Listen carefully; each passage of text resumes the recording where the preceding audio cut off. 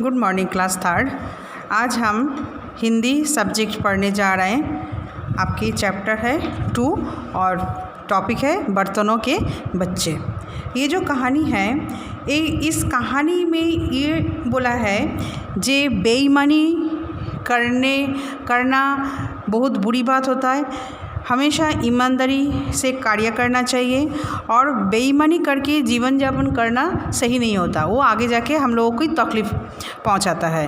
तो जो भी करना है, जो भी कुछ भी आप लाइफ में करना चाहते हो वो ईमानदारी से करना है, ठीक है। ईमानदारी से करने से थोड़ा बहुत वक्त तो लगता है, लेकिन आप एकदम शिखर तक, मतलब साफल्य के शिखर, सक्सेस के शिखर तक आप पहुंचते हो, ठीक है। तो आज का जो कहानी है, ये कहानी का नाम है बर्तनों के बच्चे। कभी सुना है बर्तनों के बच्चे होते हैं? नहीं होता है ना। तो इस कहानी पे एक सेठ ने कैसे चालाकी किया और फिर उसी चालाकी उसी के ऊपर भारी पड़ गया, उसका चालाकी उसी के ऊपर भारी आ गया। तो इस कहानी के माध्यम से हम वो पढ़ेंगे जे किसी के सामने चालाकी दिखाने से वो चालाकी वापस आपके ऊपर उल्टा आ सकता है। तो वो इस कहानी के माध्यम से हम आज जानेंगे। क्या है, बहुत पुरानी बात है। एक गांव में एक धूर्त सेठ रहता था, ठीक है। और उनका क्या शौक़ था? उनका शौक़ था बहुत बर्तन इकट्ठा करने का, नए नए बर्तन, बहुत सारे बर्तन इकट्ठा करने का उसका शौक़ था। मतलब वो शौकीन था। कोई किसी का अलग अलग हॉबी होता है ना, कोई किसी का स्टैम्प कलेक्ट करना होता है, किसी का स्टोरी बुक्स कलेक्ट करना होता है, किसी की वॉच कलेक्ट करना, कि ये सारे हॉबीज़ में आता है। तो ये जो सेठ था ना, ये सेठ की हॉबीज़ थी, क्या थी? ने बर्तन को इकट्ठा करना, नए नए बर्तन को इकट्ठा करना। तो ये गांव में इतना, गांव के ये जो सेठ है ना, ये इतनी सारी बर्तन इकट्ठा किया था, जो गांव में जितना भी फंक्शन होता था, शादी ब्याह कुछ और भी, तो लोग यहीं से ही बर्तन को उधर के लेके जाते थे, क्योंकि उनके पास बहुत सारे बर्तन होते थे, कई प्रकार की होता है, कई शेप्स की होती है, बड़ा बड़ा बर्तन होता है। तो गाँव में जितना भी लोगों के घर अनुष्ठान होता है, कोई भी फंक्शन होता है, तो इनसे उधर में लेके जाते थे, ओके। अभी कुछ लोग इनसे डरते भी थे, क्योंकि ये बहुत बेईमानी करते थे। सेठ जो है ना, बहुत बेईमानी करते थे लोगों के साथ। ये बेईमानी के कारण क्या होता ना, उनसे दोगुना बर्तन वापस लेते थे। तो इसी कारण गांव के लोग इनसे थोड़ा डरते भी थे। चलो, एक बार क्या हुआ, तो एक बार एक बंसी नाम का एक किसान था। तो वो उनके घर पे कुछ उत्सव था, कोई फंक्शन था। तो वो अपने घर में जो उत्सव व फंक्शन था, उसके लिए वो सेठ के पास आया कुछ बर्तन उधार लेने के लिए। तो सेठ तो खुशी खुशी उसको बर्तन दे दिया। अभी बर्तन जब वापस देने के टाइम आया, तो सेठ ने उसके साथ क्या किया? सेठ ने बोला, हाँ आपने तो सही बर्तन मेरे को वापस दिया, लेकिन इनके बच्चे कहाँ हैं? तो बंसी जो किसान थे वो तो एकदम आश्चर्य हो गया, जिस सेठ क्या बोल रहा है जी, बर्तनों के बच्चे?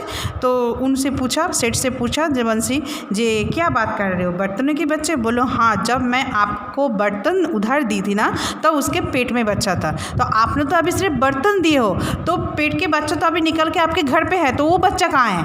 आज जब मेरे को वो बच्चा वापस नहीं दोगे तो मैं आपका ज़मीन जब्त कर लूँगी। तो ये उसको धमकाया भी है जी, आप बर्तन वापस नहीं करोगे तो वो मैं आपका ज़मीन जब्त कर देंगे। तो बंसी तो डर गया, लाचार होके, क्या करते, गरीब इंसान है, गरीब किसान है। तो फिर वो लाचार होके वो अपना फिर दोबारा नया बर्तन खरीद के फिर वो सेठ को वापस दिया। तो सेठ बहुत अपनी चालाकी पर बहुत खुशी हुई, जो देखो मैं कितना बुद्धिमान हूँ, मैं कितना चालाक हूँ, देखो जो बर्तन मैंने उनको दी थी उनसे दोगुना बर्तन मेरे पास आज वापस आ गया। तो ये बहुत खुश था। तो ऐसा करके उसका दिन चल रहा था। फिर एक बार क्या हुआ, गांव का एक छोटा सा लड़का था, सोमू, उनके घर पे भी कुछ फंक्शन था। वो आके सेठ के पास आके सेठ के पूरा बर्तन लेके चला गया अपने फंक्शन में, ठीक है। अभी बहुत दिन हो गया, सेठ के बर्तन वापस नहीं दे रहा। सेठ बहुत चिंता हो रहा, सेठ को बहुत चिंता हो रहा है, क्या हुआ, इतना दिन हो गया, मेरा बर्तन मेरे को वापस नहीं दे रहा है, क्या हुआ? तो ऐसा चिंता करते करते एक दिन सेठ ढूंढने निकला उस लड़के को। क्या नाम था? सोमू को ढूंढने के लिए निकला।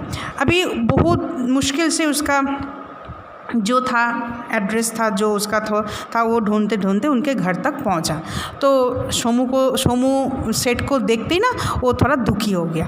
तो फिर सेठ जी ने सोमू को पूछा, क्या हुआ, मेरा बर्तन वापस क्यों नहीं दिया? ऐसा पूछा सेठ ने गुस्सा होके। तो फिर सेठ ने ऐसा सोमू ने ऐसा मुंह लटका लिया और फिर सेठ जी और गुस्सा हो गया। बोले आपने वापस भी नहीं दिया मेरा बर्तन और कोई खबर भी मेरे तक नहीं पहुंचाया, जे आपका क्यों लेट हो रहा है, आप क्यों नहीं दे रहे हो, ये भी कोई खबर नहीं दिया। ये बात सुन के सोमू रोने लगा। तो सेठ जी तो हैरान हो गया, जे मैं क्या ऐसा कहा, क्या बात बोल दी जे सोमू रोने लगा। तो उनसे पूछा जे क्या हुआ, आप क्यों रो रहे हो। तो सोमू ने बोला जे क्या बताओ सेठ जी, जो बर्तन आपके पास से लेके आया था वो बीमार पड़ गया, उसको बहुत डॉक्टर दिखा, बहुत इलाज कराया, तो फिर वो नहीं सही हुआ, वो सब के सब मर गया। तो सेठ जी चौकित हो गया, आश्चर्य हो गया, क्या बात बोल रहे हो, बर्तन कभी मरता है क्या। तो ये पूछा। तो सोमू ने हंसकर उत्तर दिया जी क्यों नहीं सेठ जी, बर्तन जब बच्चा पैदा कर सकते हो तो वो मर भी सकते हैं ना। तो क्या हुआ। तो ये बात सुन के सेठ जी एकदम आश्चर्य हो गया, जे मैं भी तो इतना दिनों से ये बात कहकर सारे लोगों को ठग रहा था, उनके पूरा मजबूरी का फ़ायदा उठा के उनसे डबल बर्तन वापस ले रहा था, तो ये तो गलत काम है। तो सोमू जो मेरे साथ किया वो क्या किया, वो तो सेठ जी का ही दिखाते हो, जो रास्ता दिखाया सेठ जी उसी के रास्ते पे वो चला। तो फिर सेठ जी जो चाल चला था लोगों के साथ, सोमू ने वही चाल सेठ जी को वापस दे दिया। तो इसलिए बोलते जे बेईमानी या किसी को ठग के कोई मतलब नहीं है, ईमानदारी से जीना है और ईमानदारी से पूरा काम करना है, चाहे उसमें आपको लेट हो कोई बात नहीं, लेकिन ईमानदारी से अपने तरफ से आप एकदम खुश रहना चाहिए, हाँ मैंने सही हूँ, सच्चा हूँ।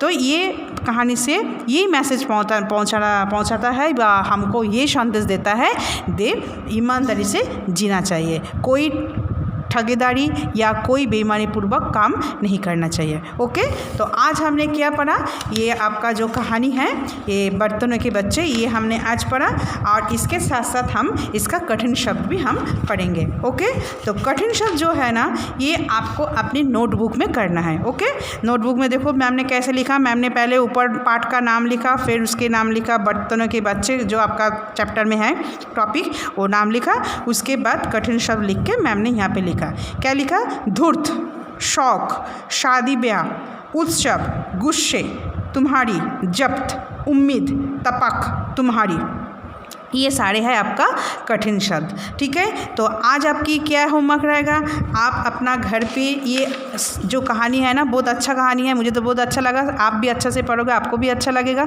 तो ये बहुत अच्छे से लर्न करोगे और इसका जो कठिन शब्द है ना ये नोटबुक में अच्छा नीट एंड क्लीन अच्छा लिखोगे, मैम जैसे लिखा है, जैसे लाइन छोड़ा वैसे भी आप लाइन छोड़ के लिखोगे और साथ साथ यहाँ पे और 2 बार आपको 2 टाइम्स लिखना है और इसको लर्न भी करना है। Okay, thank you.